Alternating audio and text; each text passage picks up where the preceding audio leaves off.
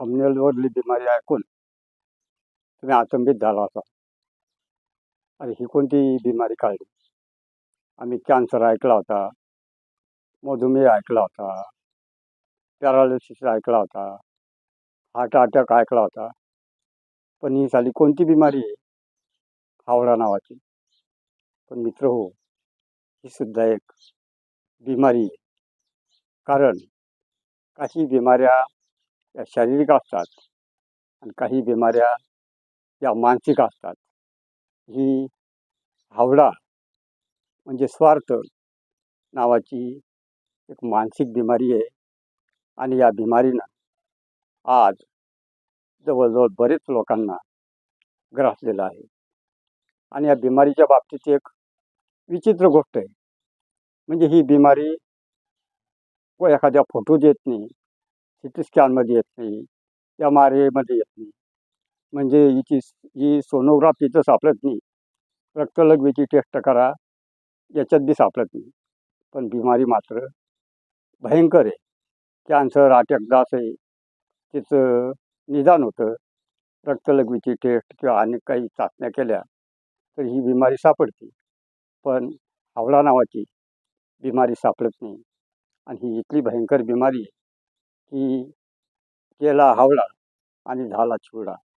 हावडा नावाची बिमारी जर जीवनामध्ये वाढली तर सगळ्या संसाराचा चिवडा झाल्याशिवाय राहत नाही. आणि याची उदाहरणं तुम्ही पाहताच. आणि ही बिमारी मोठमोठ्या अधिकाऱ्याच्या घरात जात आहे. काय? चण्याची बिस्किटं घरात तयार करून ठेवी, चण्याची विटा तयार करून ठेवी, कोटीचा इस्टेक तयार कर, म्हणजे हावडा. पण त्या घरात तुम्हाला माहीत असेल की ईडीच्या धाडी पडतात, CBIचे छापे पडतात, घरातून पळून जाणं पडतं. कारण ह्या हरामाची कमी आहे. हावडा आहे कारण हिच्या सुख नाही, फक्त ही बिमारी आहे. तुम्ही जर चांगलं कमवा, याच्यामध्ये सुख आहे.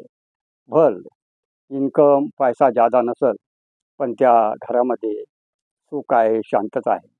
आणि एकदा हावडा झाला की चिवडा झालाच म्हणून समजा. मग त्या घरामध्ये खून, मारामाऱ्या, बलात्कार, घर सोडून पळून जाणे, परका देशात जाणे, म्हणजे घरात कुठलंही स्थैर्य त्या माणसाच्या राहत नाही. मग परिवार दुबंगतात, घरामध्ये आत्महत्या होतात. आणि मग वाटतं की अरे हे काय केलं. आणि या हावडा बिमारीनं ज्यांना ग्रासलंय त्यांना घरातून सुख मिळत नाही. तो माणूस एकाकी पडतो आणि शेवटी पस्तावतो की नाहक मी हावडा केला. आणि मित्र खरंच ते साधू संत सांगतात, तुम्हाला जेवढं आवश्यक आहे तेवढंच कमवा, तुमच्या कमाईतून काहीतरी जगाला द्या, तेव्हा तुम्ही सुखी असाल. पण या हावडा काही लोक तर एवढे हावडेबाज आहे की 7 पिढ्याचं पाहतात. स्वतः आताचं तर त्यांचं भागतात, पण 7 पिढ्याचा विचार करतात. पण आयुष्याच्या शेवटी त्यांना सुख मिळत नाही. कारण असं म्हणतात की व्हायचं पाणी चांगलं राहतं. तुकाराम महाराजसुद्धा म्हणतात की जळून या धन उत्तम व्यवहारे, उदास विचारे वेच करी. तुम्ही कमवा, दुसऱ्याला द्या, खरोखर त्याच्यामध्ये सुख आहे. पण तुम्ही नुसतं कमवलं, पण ते एखादं पाणी आहे, ते वापरात नसलं, तिथे शवाल तयार होतो. तसंच या संपत्तीचं होतं. आणि तीच संपत्ती आपल्याला मग नंतर खायला उठते. म्हणून मित्रांनो, पैसे जरूर कमवा, पण एवढी हावडा, एवढा स्वार्थ करू नका, जेणेकरून ती हावडा नावाची बिमारी आपल्या जीवनाचा चिवडा करेल.